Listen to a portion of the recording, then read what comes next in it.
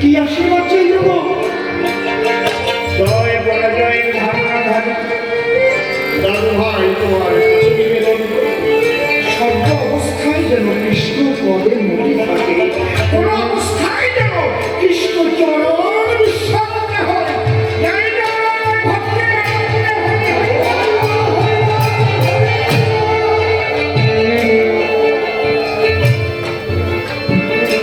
এর নাম সনাতন। কত ভালো লাগে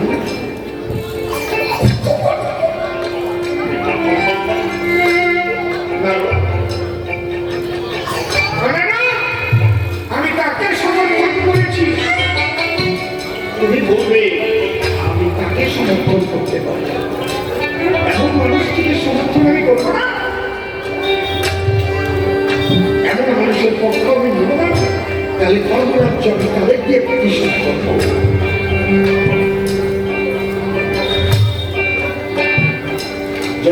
যখন যুদ্ধে জয়লাভ করব দাদা বসে বসে ভাষণে আমি গিয়ে দাদার কৃষিমার সঙ্গে কুন্তি আমার কৃষিমা গিয়ে বললাম, কৃষিমা কি তোমরা যখন বলেছিলে আমি সাথে ছিলাম, সব যে কোনো বিপদে পড়েছি,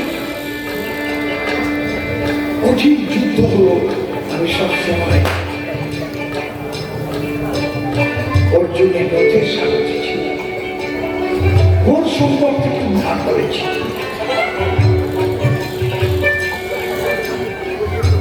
প্রাণ জায়গায় মাটির নিচে পর্যন্ত লুকিয়ে গেছে। দাদা এখন রাজা হয়েছে, কৃষিমায় আমায় কথা দয়া করে এইবার তুমি আমায় বিদায় দাও। এখন তো আমার অনেক কাজ আছে, আমি বিদায় দিতে এসেছি। এখন তোমরা সুখে শান্তিতে হস্তিনায় বসবাস করো। আমার পিসিমা কুন্তি তখন বলো, যুধিষ্ঠির, অর্জুন,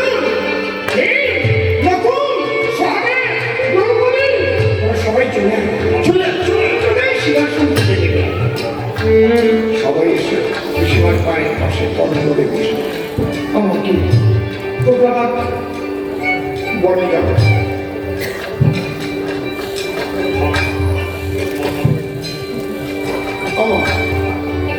শোনা যাচ্ছে না কেন? বলো কি ব্যাপার, বিপরে কিচ্ছু নেই কেন? কিচ্ছু শুনতে পাচ্ছি না। হ্যালো হ্যালো হ্যালো,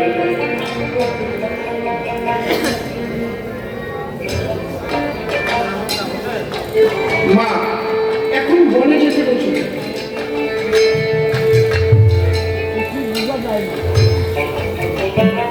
বাবা বুঝতে পারছেন, বুঝতে পারছেন বাবা? ও আচ্ছা, এই মনিটরগুলো বাজে না নাকি? কেন বাজে না কেন? আমি তো কোনো ভালো দিছিলাম। নাই মনিটর নাই, কিচ্ছু নাই, হাত দিচ্ছ না তুমি, মনিটরগুলোকে দেও, ওইটা বাজে না। হ্যালো হ্যালো মাইক টেস্টিং, এই যে এখন মনিটরটা বন্ধ ছিল, ভীষণ কষ্ট হচ্ছিল আমার হাঙ্গাই, কেন বন্ধ করেছ? আমি যেভাবে প্রথম টিউনিংটা করে ওটা মারাবে না কেন, একভাবে থাকবে, টিপাটিপি করে সর্বনাশ হয়ে যাবে, খুব বেশি বেড়ে গেলে আবার জড়িয়ে যাবে, কথা বোঝা যাবে না। যুধিষ্ঠির বলছে, মা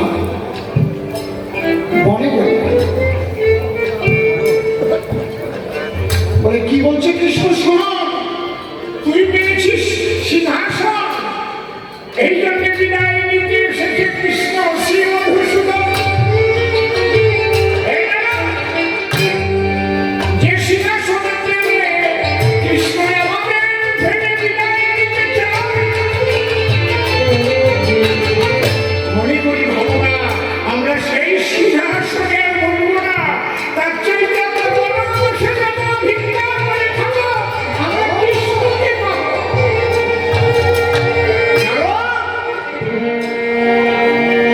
এবার বলো আমি পক্ষপাতিত্ব করেছি না সঠিক করেছি? আমি তাদের সঙ্গ দিয়েছি প্রতিষ্ঠা করার পরে কি বলবো তাই শুধু প্রশ্ন করতেছে।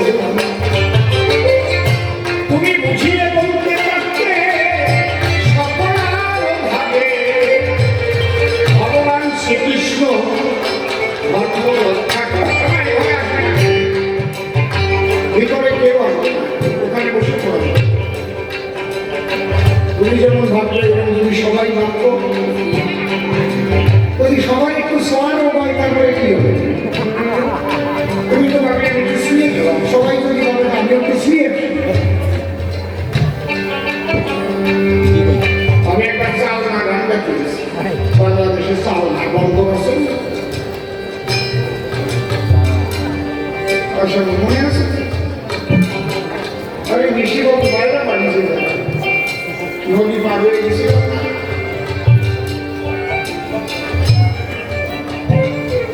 আসর পর্যন্ত পৌঁছানো তো তাই না, কোনটাই দেখেছ?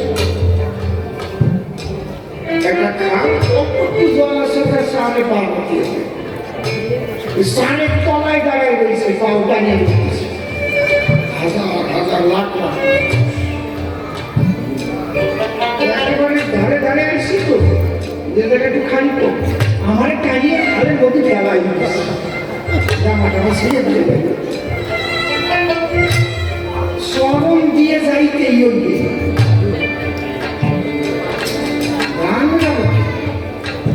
তারপরে পুলিশ, ওই বাংলাদেশের পুলিশ আমাদের দুইজন কান হয়ে গেছে, নিয়ে যাই হাসলে ফেলেছে। তারপরে সবাই গায়ে ঘুরি, আমাদের একটু ঘুরিয়ে দিয়ে এই যাইতে আমরা এক বস্তা ঘুরিয়ে দিয়ে এসেছি, আমি একটু বাউডু করে জানতো সরাই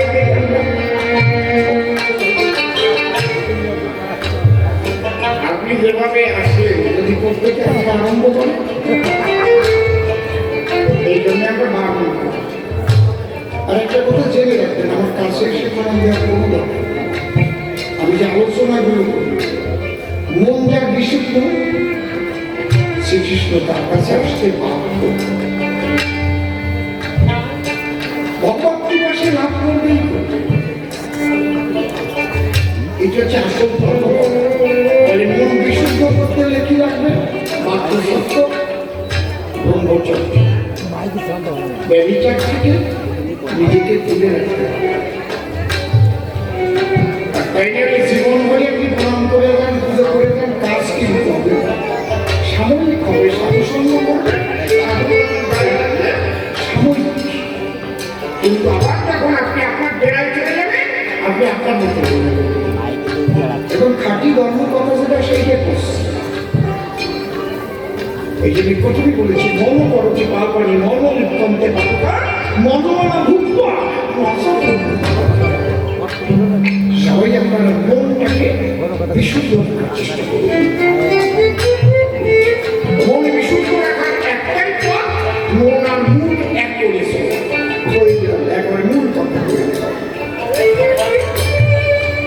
মনে যা থাকবে যেন মনে তাই, মনে একরকম থাকবে মেঘা একরকম থাকবে, আছে না?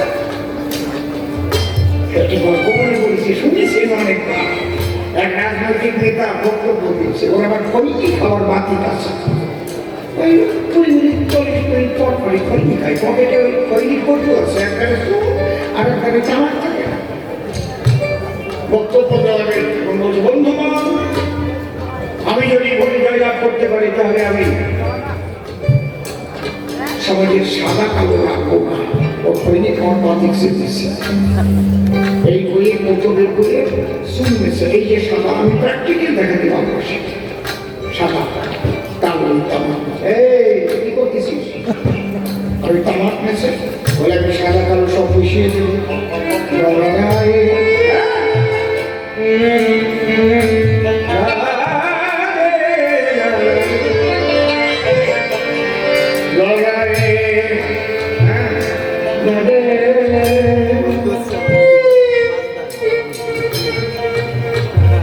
ভালো পরিবেশ হয়ে গেছে, ভেবেছে ঠিকই, কিন্তু উদ্দেশ্য সৈনিক হবে।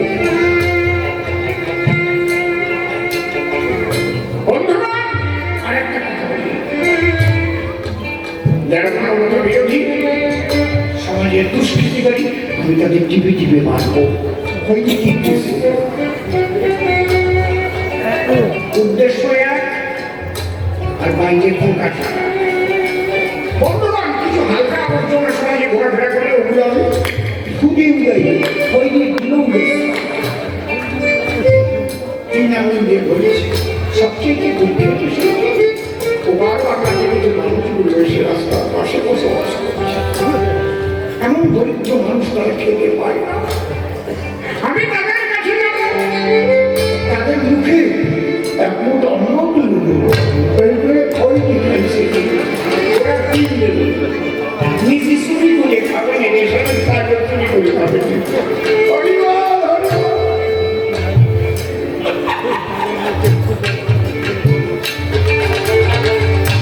এগুলো হচ্ছে শয়তান।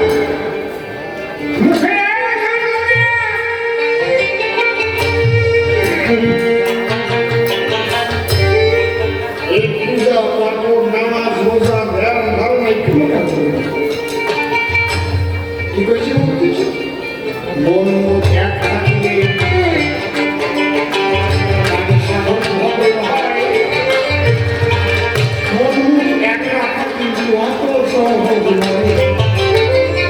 চেষ্টা করতে করতে হবে না, চেষ্টাই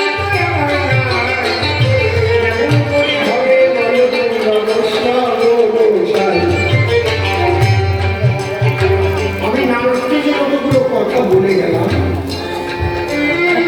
যে আমি কেন পক্ষ সমর্থন করেছি, ও যদি দেখাতে পারে না ওদের সাইডে দুর্যোধন অনেক ভালো ছিল, তোমার তাকে সমর্থন করা উচিত ছিল। দেখি এই মানুষে এসে কোনো কোনো কথা বলে, কোনভাবে ভাবধারা আছে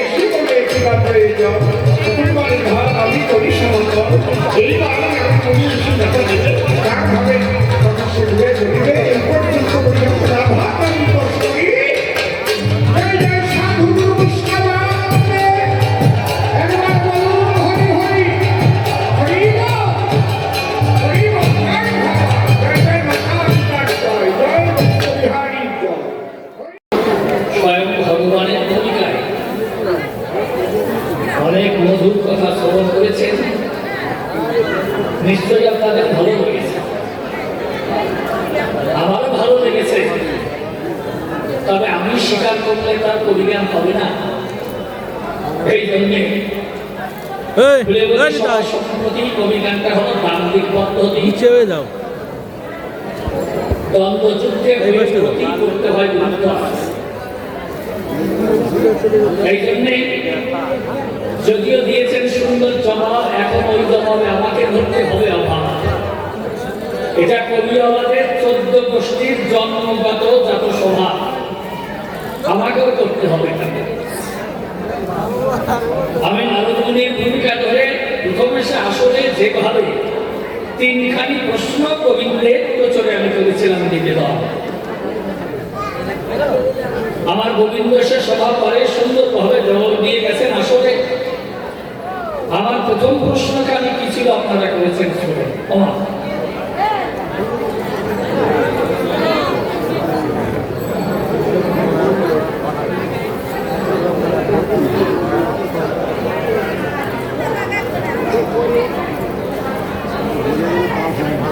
ঠাকুর মঙ্গল করুক, কল্যাণ করুক আপনার অন্তর গোবিন্দ প্রেম রসে সিক্ত হোক। পরিশেষে যেন গোবিন্দ কৃপা করে তার চরণ তলে আপনার আশ্রয় দান করে। কেন করবে না? গাড়ি খোলা রয়েছে, আমার সাথে কালকে থাকবে। হ্যাঁ, কালকে থাকবে। এনেছি বাড়ি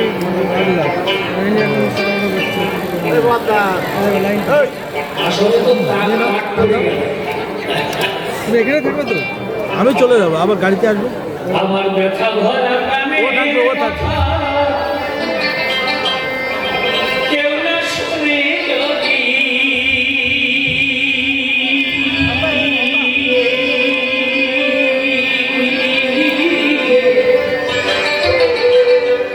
দিনের শেষে শুনো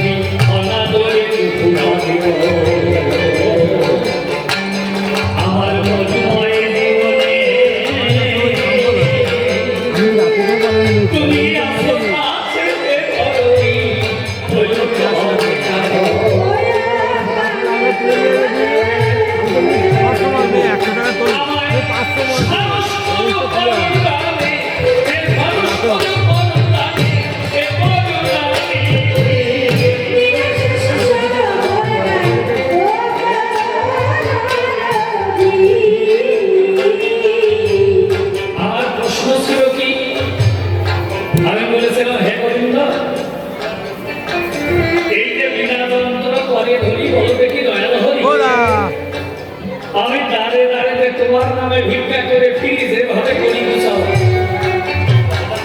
এই জন্যে আমার হাতে থাকে যন্ত্র বিনা, আমি গাই না কৃষ্ণ নাম মন্ত্র বিনা।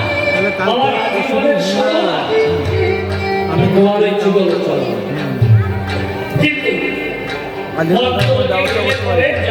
এসে নামি নামে যেভাবে আমার ধারে তোমার নামে নালিশ করে এবং তোমার নামে মন্দ কথা কবে সত্য যাও বলো দেখি হে প্রাণের গোবিন্দ, ওকে যদি তোমায় বলে বন্ধ মাঝখানে ভাগ হয় না তো, একটা না ফুল একটা তো বলে কিরকম শাস্ত্রের অন্য মা জয়তে ক্রিয়াতে উপস্থিত নাই তো দাসে না বহু উপস্থিত ঈশ্বর ওই নতুনটাকে আবার বন্ধুবান্ধব ফেলে এক করে কালকে এমকে পোস্ট শুটিং করতে পারি দরকার না ভিডিও থাকতে না পারি তাহলে ওয়াশিং পারলে আমাদের দেবা ডিলিট করবা না অডিও ছাড়াও ছাড়া যাবে এটা আমার দিয়ে দেবো আমার সমস্যা নেই তো তাহলে আজকে দিয়ে অডিওটা বার করে নেবো খালি আমি মেমোরি কার্ড খুলে নেবো তোমার মেমোরি কার্ড খুলে নেবো হয়ে যাবে এটা কে দেবে এটা ওটা তো আমার হ্যালো ওটা তো আলাদা 400 টাকা দিয়ে কিনতে হয়েছে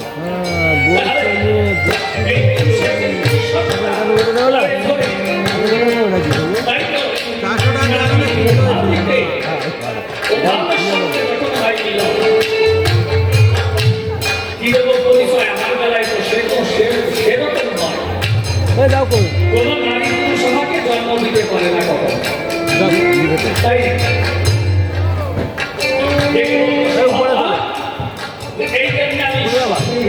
বাথরুম করে আসি তারপরে তাহলে আমি কি এই আমার প্রথম প্রশ্ন তোমার কাছে করলাম নিবেদন তোমার কাছে প্রশ্নটা কি বলা আমি কি আমার ওইভাবে আমার জন্ম হয় নাই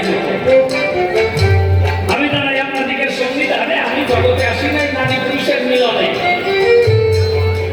কি বাবা শুধু আমি একা না আমার 14 ভাই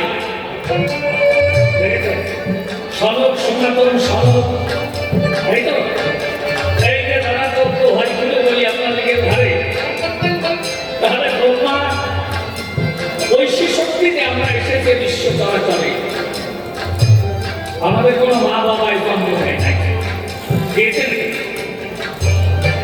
না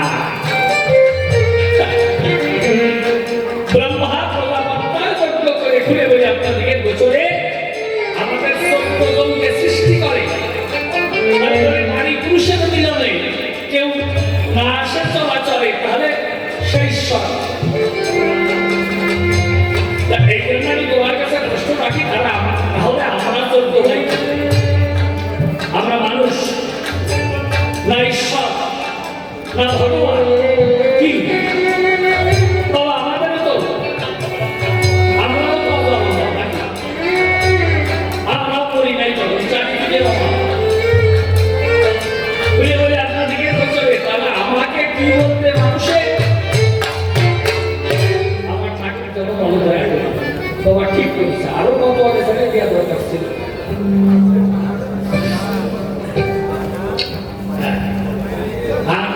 ওই যে কৃষ্ণ রসিক রসময় বলে ওনার নাকি জন্ম হয়নি দুনিয়ায় তুমি জন্মাও নাই হ্যাঁ আমি তোমাকে জন্ম দিতে দিতে বুড়ো হয়ে গেছি খুলে বলে আপনাদের কাছাকাছি আমি ওনার জন্মাতে জন্মাতে বুড়ো হয়ে গেছি দেখেন না আমার হাঁটুর সাল নাই হে কেনা তুমি মোটে হতে না কিন্তু আমি তোমাকে জন্মাই দাঁড়িয়ে বলে আপনাদের কোনো ভাগে দেখেন না ত্রেতা যুগে ওই যে অযোধ্যার রাজা দশরথ ছিল যে জন 749টি গরু ঘরে খুলে বলে আপনাদের গোচরে কিন্তু সন্তান আদি করে নাই যেমন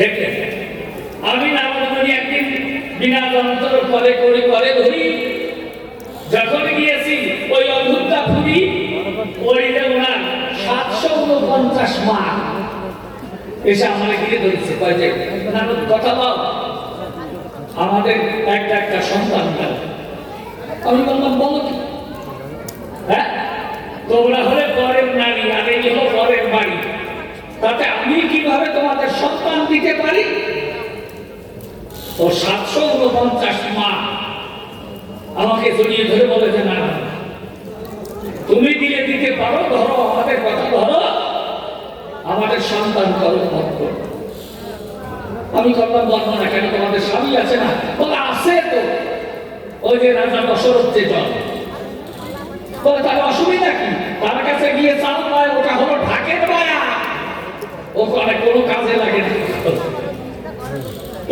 বলে ওটা ঢাকের মায়া তাকে বাদিকের ওই তবাই কখনো বাজায় বাজায় না যাব তেমনি করি বর্ণনা রাজা দশরথ নাকি ওদের কাছে ঢাকের বয়া ও কোনো কাজে লাগে না। আমি বললাম ঠিক আছে চলো তো যাই তোমাদের স্বামীর স্মরণ। আমি জানাই আপনাদের কাছাকাছি ওদের নিয়ে যখনই রাজা দশরথের কাছে গিয়েছি রাজা দশরথ বলে না কি বলতা আমার কাছে না ওরা যা কয় তাই বলে। আমি বললাম তো বলো তোমার বাড়ি তোমার নারী তাতে আমি কি করতে পারি? না না তুমি করতে পারো করো মানে ব্যবস্থা করো যেভাবে ছেলে মেয়ে হয় তুমি একটা ব্যবস্থা করো সময়।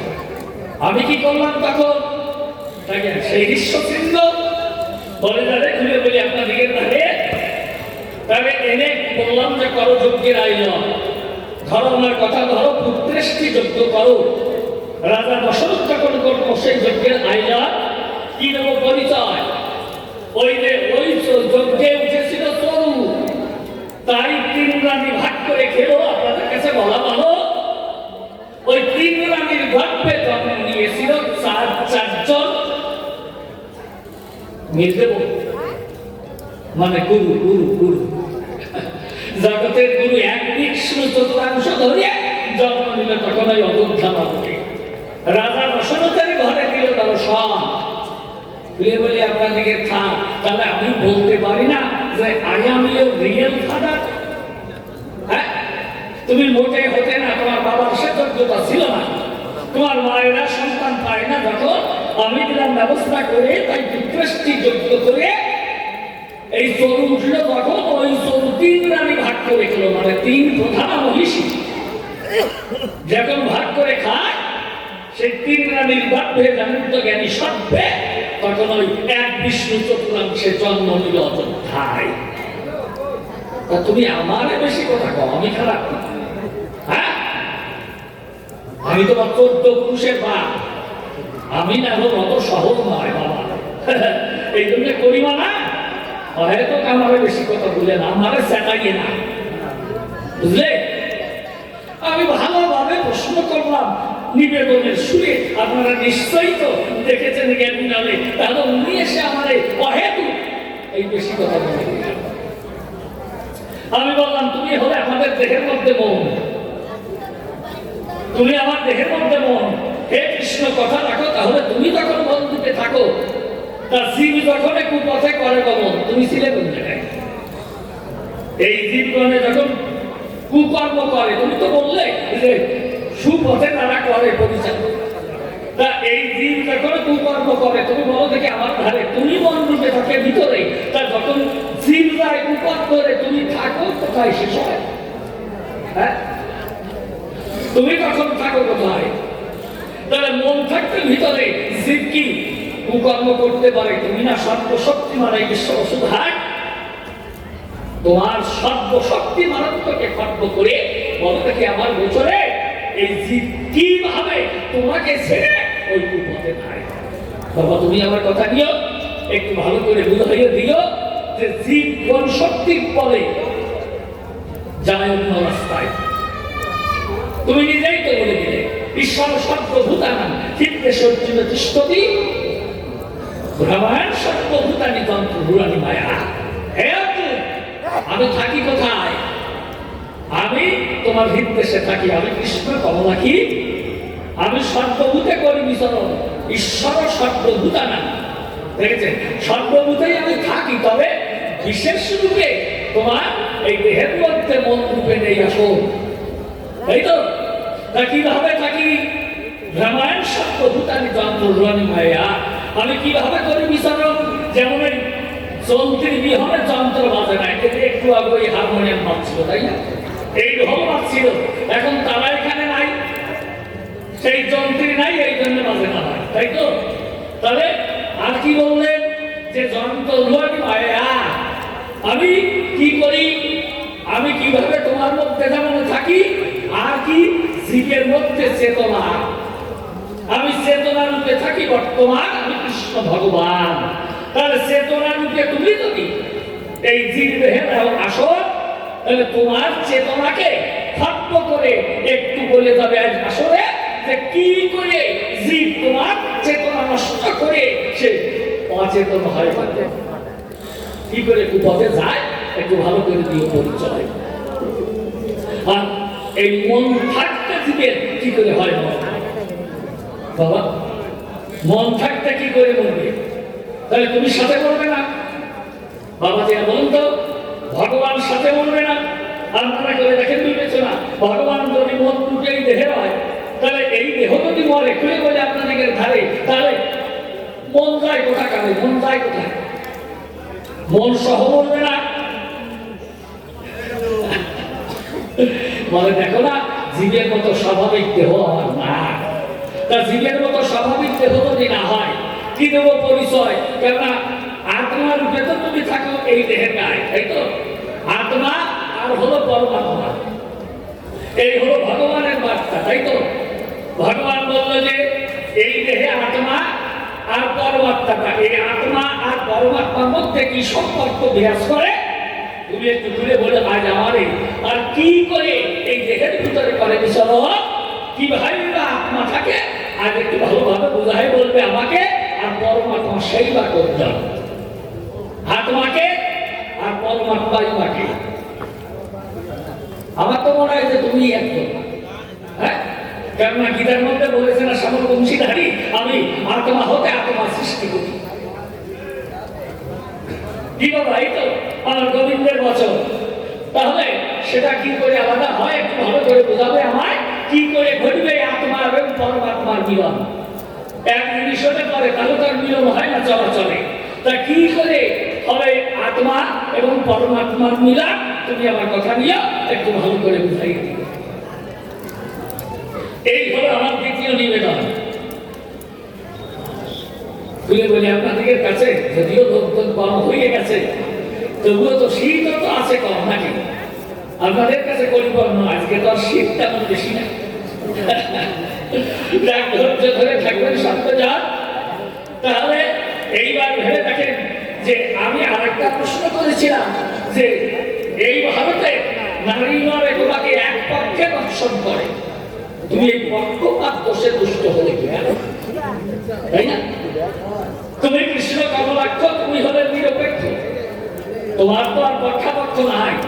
কিন্তু কুরুক্ষেত্র সময়ে তুমি নিজে সারথ্য গ্রহণ করে অর্জুনের রথে চড়ে রথরজ্জ ধারণ করে ওই কুরুক্ষেত্রে কেন নিয়েছিলে? তাই আমার কাছে বলবে খুলে, তুমি কৃষ্ণ জগৎপতি, তুমি হলে দেহরথের প্রতি, দেহরথের সারথি, তাই তো?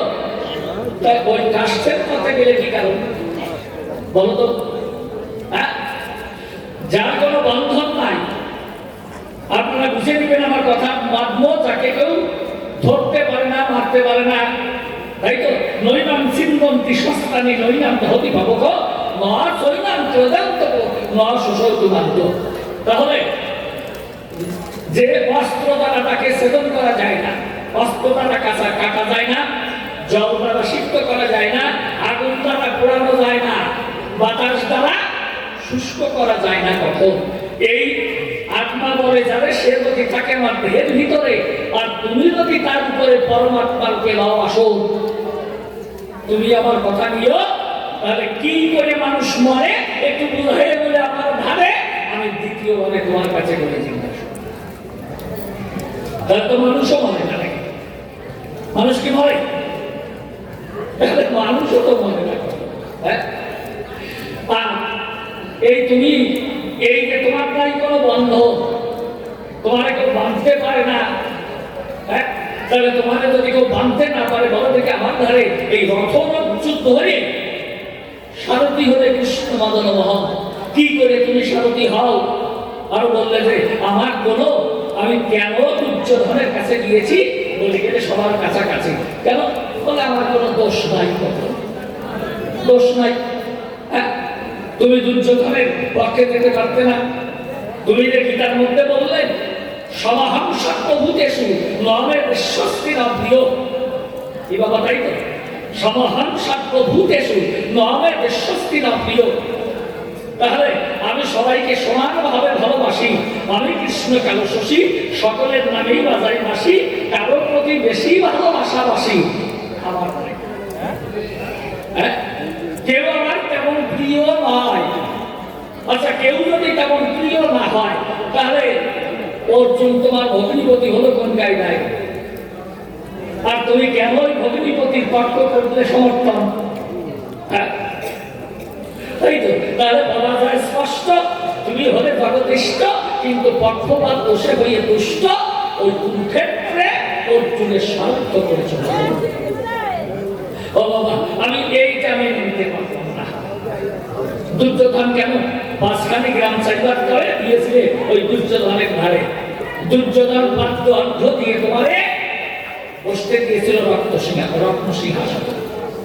সিংহাসনে বসে খুঁজে বলে আপনাদের পাশে ওই যে কৃষ্ণ ঋষি গেছে, অর্জুন 5খানা গ্রাম চাইল তখন তাকে, মানে ভগবান প্রিয়মণি সবার সংবিধান শ্রীকৃষ্ণ দুর্যোধনের সদর কি দেব পরিচয়, তখন 5খানা গ্রাম চাই।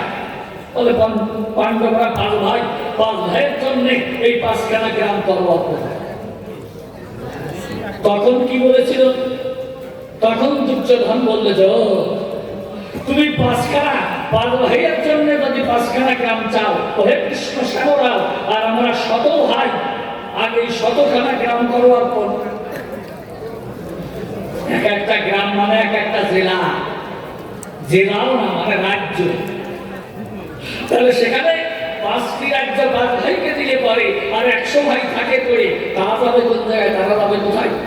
হ্যাঁ, এই জন্য দুর্যোধন বলল যে শোনো কৃষ্ণকে, শোনা বিনা যুদ্ধে শোনো কৃষ্ণের পক্ষে আমি সুপাত্র ভূমিও দান করবো না। তবে একটা কথা শোন, বলে কি? তখন দুর্যোধন কি বলেছিল শ্রীকৃষ্ণের স্মরণ, যে হে কৃষ্ণ, ধর্ম কি তা আমি জানি, কিন্তু তাতে আমার প্রবৃত্তি আছে। অধর্ম কি তাও আমি জানি, কিন্তু তাতে নিবৃত্ত হতে পারি। কয়া ঋষিকে তো স্থিতে না যথা নিযুক্ত স্মিততা কর্ম। হে কৃষ্ণ, জানামি ধর্ম ন চমে প্রবৃত্তি, আর জানাম্য ধর্ম ন চমে নিবৃত্তি। কয়া ঋষিকে তো স্থিতে না যথা নিযুক্ত স্মিততা কর্মী। হে কৃষ্ণ, ধর্ম কি তা আমি জানি, বুঝেনি আমার বাণী, ওহে সেবক চিন্তামণি, কিন্তু তাতে আমি আসক্ত হতে পারি না। দেখলেন? হ্যাঁ, তাতে আমার প্রবৃত্তি হয় না, তোমার কাছে করি বর্তমান। আর অধর্ম কি তাও আমার জানা, কিন্তু তাতে নিবৃত্তি হয় না। তবে একটা কথা জানি, দয়া ঋষিকে সহিত স্থিতে না যখন যুক্ত কথা করবে। হে কৃষ্ণ, কথা রাখো, তুমি আমার অন্তর মন্দিরে থাকো, তুমি আমাকে যেভাবে পরিচালনা করো আমি সেইভাবে চলব। তুমি যেদিকে ঘোরাও সেভাবে ঘুরি। হরে কৃষ্ণ দয়াল হরি, তুমি যেভাবে চালাও সেইভাবে চলি করুন। আপনারা আমার কাছে বলুন দেখি, এর চাইয়ে আত্মসমর্পণ আর পৃথিবীতে আছে নাকি? তোমার পঞ্চপাণ্ডব কখনো এইরকম করেছে আত্মসমর্পণ? না। এই পঞ্চপাণ্ডব কিন্তু তোমাকে সেভাবে আত্মসমর্পণ করে নাই, চিনতেই পারে নাই। দেখলেন? চিনতেই পারে নাই। অর্জুনের মাঠের পরে কে যে বিরাজ করে, কে যে পরিচালনা করে, তা ওরা জানে না। শ্রীকৃষ্ণ যে কি, আপনারা আমার কাছে বলুন দেখি, পঞ্চপাণ্ডব কি চিনেছিল তখন? শ্রীকৃষ্ণকে চেনে, ফিরে বলে আপনাদেরকে সঙ্গীত হয়। তাহলে যে সারথ্য করেছে গ্রহ, যে তাদের দলে থাকে, খুলে বলে আপনাদেরকে ডাকে, তারা যদি না চেনে তাকে, তাদের ভজনটা কেমন? তাদের ভজনটা কেমন? চেনে না। বলে দেখেন না, সবাই আশীর্বাদ করে, জয়স্তু পাণ্ডুপুত্রানাম যস্মিন পক্ষে দুরাত্মা। সে তো তাদের ভাবে তারা করেছে। কিন্তু হে ভগবান, বলো দেখি আমার সংবিধান, তুমি রক্ষা করো নাকি ভক্তের প্রাণ? কিন্তু এই দুর্যোধনের পক্ষে ছিল না কোনো জন। এই যে বিশ্ব দ্রোণ, কৃপাচার্য, তাই তো বাবা কর্ণ, বিকর্ণ, এরা ছিল না? এরা সাধু নয়? বাবা বলুন দেখি আমার এইরকম ওদের মধ্যে এই সাধনা কয়জন করেছে ওই পাণ্ডবেরা নয়। যেজন বিশ্ব ছিল আপনাদের কাছে বলা ভালো, এত বড় কর্তব্যবিহীন কর্তব্য রকম যে এমনি ভাবে প্রতিজ্ঞা করে খুলে বলে আপনাদেরকে গোচরে এই দেবব্রত থেকে বিশ্ব নাম করেছিল ভারত। এত ভীষণ প্রতিজ্ঞা করে যিনি এই বিশ্ব চরাচরে বিশ্ব নাম করলেন ভারত। ও বাবা, তুমি তো তাদের রক্ষা করো নাই, হ্যাঁ? রক্ষা করেছে না। যে এত বড় প্রতিজ্ঞা করে যে জীবনে বিবাহ করবে না কত, তারপর এই সিংহাসনে যে আসবে, এই সিংহাসনে যে বলবে আমি তার দাসত্ব স্বীকার করে তাকে রক্ষা করবো সারা জীবন। এই জন্য মাটি ছেড়ে সিংহাসনে বসে রয় কি দেবো পরিচয়, আর বিশ্ব কিন্তু পাহারাদার হিসাবে পাহারাদার ধারে করতে হবে। বলে আপনাদেরকে ধারে এখন ভীষণ প্রতিজ্ঞা করে যে এইভাবে করেছে জীবন যাপন। তার মতো ভক্ত হয় নাকি? আপনারা আমাকে বলুন নাকি রামচন্দ্র ভগবান কি তিনি সত্য করেছিল পারো, আর এই যে বিশ্বদের তার চেয়ে কঠিন প্রতিজ্ঞা করে যে সত্য পালন করেছ এই বিশ্ব চলাচলে, তার মতো ভক্ত হয় কোন না? তার না, হ্যাঁ? কর্ণ একজন, এই যে কর্ণবীর ছিল যে দল, এমনকি এই দুর্যোধনের যে চরিত্র অতীব পবিত্র। ওই অনেক সময় দেখা যায় কি যে যেমন অনেক মানুষের চরিত্র সম্পর্কে বলে বলে আপনাদেরকে মাকে ওই সে তার চরিত্র একরকম আর ইতিহাস বর্ণনা করে আরেক রকম। কি বাবা, ঠিক না? এই দুর্যোধন হলো কেমন? আগে তো একটা বলেইছি যে এই দুর্যোধন বললো কি যে ধর্ম কি তা জানি, তাতে আমার প্রবৃত্তি আসে না, প্রবৃত্তি আসে না। ধর্ম কি তাও আমি জানি, কিন্তু তাতে নিবৃত্ত হতে পারি না। তবে একটা কথা আমি জানি যে দয়া বেশি গেছে ঠিক আছে, যথানুযুক্ত তথা হে কৃষ্ণ, তুমি আমার ভিতরে থেকে যা করো আমাকে যাতে নিযুক্ত করো আমি তাই করি। এত বড় আত্মসমর্পণ বলে বলি আপনাদেরকে ঠাই জগতে অন্য কেউ করে নাই। সে ভক্ত নয়, হ্যাঁ? সে কি ভক্ত না? আবার এই দুর্যোধন দেখেন যুদ্ধ হবে আরম্ভ, যুদ্ধ হবে আরম্ভ যেদিন এই পক্ষের সেনাপতি নাই, দেখেছেন নিজের ছোট্ট ছেলে বসে বাবার বলে ওদিকে অভিমন্যু যুদ্ধক্ষেত্রে দিয়েছে দর্শন। অভিমন্যু পাণ্ডব পক্ষের সেনাপতি হয়ে অসময় প্রথমে যুদ্ধক্ষেত্রে গিয়ে যখনই ডাক দিয়েছে, যখন রণভেরি বেজে উঠেছে, খুলে বলি আপনাদের কাছে এর আগে কিন্তু বীর ওই যুদ্ধক্ষেত্রে আসেনি কোনজন। যখন বীরশূন্য যুদ্ধক্ষেত্র ছিল, এই দুর্যোধন ডাক দিয়ে দুঃশাসনকে বলতে লাগলো, দুঃশাসন ভাই আয়, কাছে আয়, যা তাড়াতাড়ি ছুটে গিয়ে পাণ্ডব শিবিরে গিয়ে উপনীত হয়ে দেখে আয় তারা আছে কেমন। এত বড় ভালো মানুষ হয়, হ্যাঁ? দুঃশাসনকে বলছে, দুঃশাসন ভাই যা তাড়াতাড়ি গিয়ে দেখে আয় ওরা কেমন আছে, ওরা তো কেউ অসুস্থ না তো, বা কোনো বিপদ হয়নি তো। দেখে যখন ওই পক্ষের কোন সেনাপতি যুদ্ধক্ষেত্রে আসে না, এই দুর্যোধন তাই ওদের দুঃশাসনকে করছে বলে পাণ্ডবরা তো করে নাই। এমন সময় যে রণদুন্দুভি বেঁচে উঠেছিল, এমন সময় দুর্যোধন শিবির থেকে উঁকি মেরে তাকিয়ে দেখতে পেল রথের পরে অভিমন্যু সেনাপতির বেশে দিয়েছে দর্শন।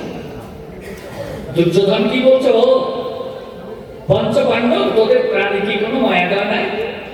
ওরে এ তো ভাইয়ের সঙ্গে ভাইয়ের যুদ্ধ, এ তো ভাইয়ের সঙ্গে ভাইয়ের যুদ্ধ, কোন ভ্রাতুষ্পুত্রের সঙ্গে নয়। কেননা ও তো আমারই বংশের প্রদীপ।